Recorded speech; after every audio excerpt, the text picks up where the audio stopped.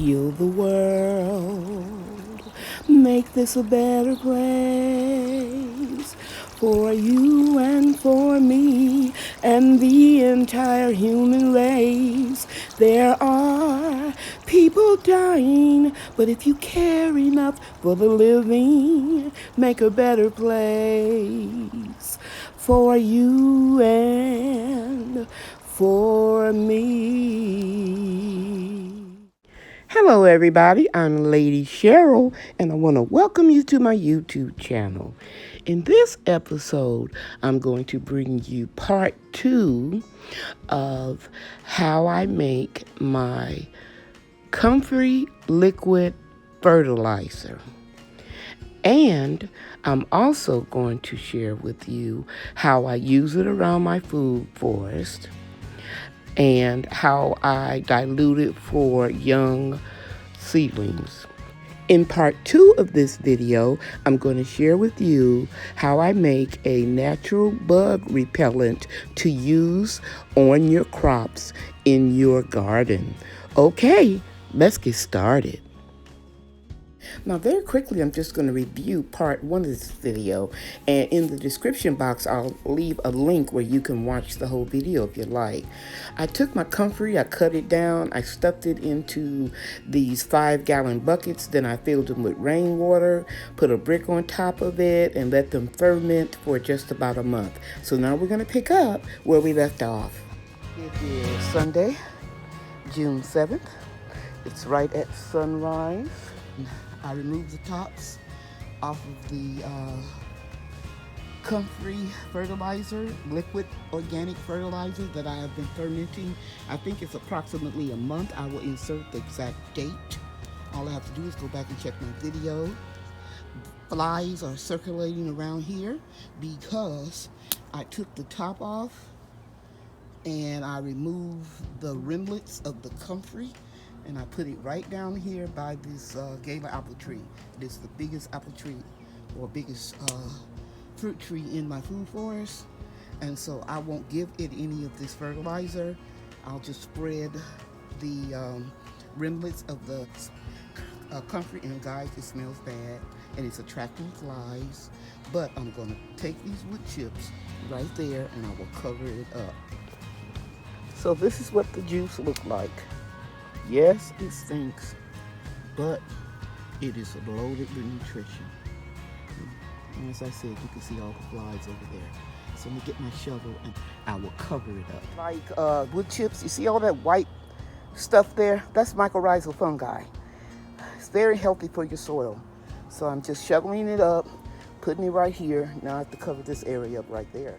Mycorrhizal fungi actually weaves a system throughout the plant's roots, and doing this allows the plants to take up more nutrition that it wouldn't normally be able to take up. I used to buy mycorrhizal fungi from the big online retailers, but since I started using wood chips in my garden, I don't have to do that anymore. I get it free. Okay, so I got the wood chips covering the remnants of the fermented comfrey, and now the flies are flying up higher trying to figure out what happened. That's a good way to fertilize your trees. Don't throw those remnants away. You can also put them in the compost. I see a little spot right there that I didn't cover up and I see flies on it. So let me see if I can do this with one hand. Give me a shovel of wood chips.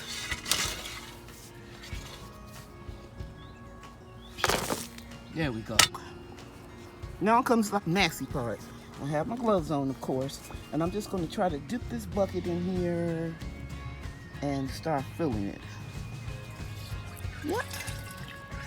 And it's working.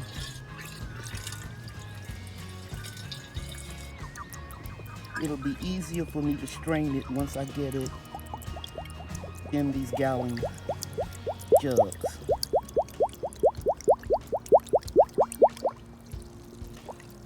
Okay, so that's one down. I've got a lot more to go. I'll be back when they're all full. I usually take this fertilizer and strain it, you know, in this stainless steel strainer mesh. I'm not going to do it this time. I'm just going to fill up the jugs because I'm not going to put it in the spray bottle. I'm not worrying about it clogging up anything. I've already strained and got the majority of the remnants out. See there? I'll just do that and fill up the jugs because I'm going to pour this directly onto all of my trees, bushes and vines. So I would just keep on getting the big pieces out like so and just fill up the jugs. I'll be back when all of the liquid is in the jug from just this 1 gallon. The other 2 flies are around it like crazy. I'll do them one at a time. But I want to get this done this morning. Okay. Over here where I have an apple tree covered by a grapevine, and I'm just going to pour a little bit of it into this container, and then just going to put some concentrated fertilizer in the containers and then water it. The same one way with this one over here. Whew. And that's going to be really good for these trees.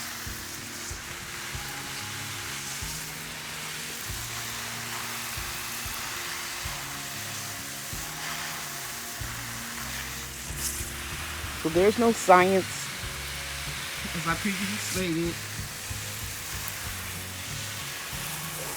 You dilute it according to what you feel. There's no exact science. Just dilute it.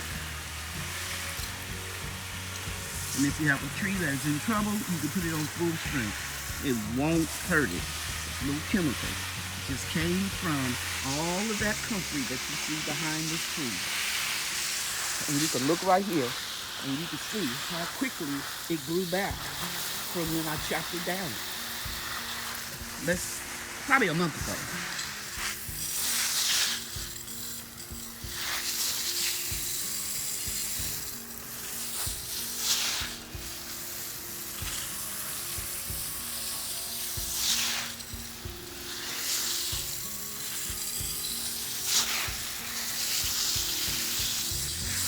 And I'm not going to hold you long. I'm just going to tell you that I'm going to go all the way around my food forest, dropping some liquid fertilizer and watering it.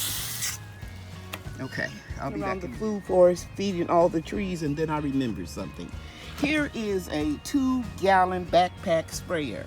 It has a strainer in the inside to keep you from clogging up your sprayer. And now, once you look down in there, you'll see it's pretty clear, except for the ringlets right around the ring.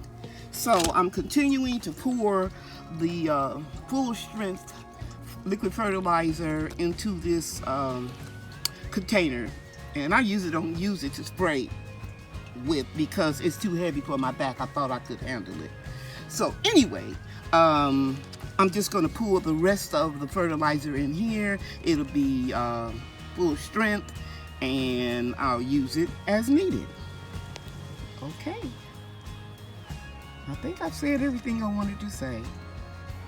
I'll store 2 gallons in here, and I'll fertilize everything in the food forest with the rest. And I have, you know, some there in that gallon jug. And this is a 2-gallon water container, and I'm using it as well.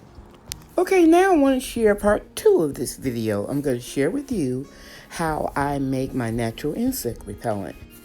I don't add any oil to this recipe for the simple reason I live in a very hot climate. It gets over 100 degrees here. My 30+ years of experience gardening has taught me that oil will stay on the surface of your plant leaves, and when it gets real hot past 100 degrees, they will fry. They will get real crispy. So please trust me on this. A lot of people I know will tell you to make, you know, essential oils or cooking oil or whatever you want to do. But I'm telling you, you cannot do that if you live in extremely hot climate like where I live in North Texas. Okay guys, I'm getting ready to make my stinky juice that repels insect in this large stock pot here for a week. I have been soaking garlic and the rest of the onion scraps that I harvested last week. And I added red pepper flakes this morning. I'm going to bring this to a boil and let it simmer for about a half an hour. And then I'm gonna let it cool off, and I'm gonna strain it really well, and then I'll put it in my spray bottles, and I will be spraying this all around my squash plants in particular to disguise the scent of the squash, because it's very recognizable and squash bugs are attracted to that scent. So this works for me. It's just a preventative measure, and you can try this too. Every now and then you want to stir it up before it comes to a boil, and then you reduce the heat.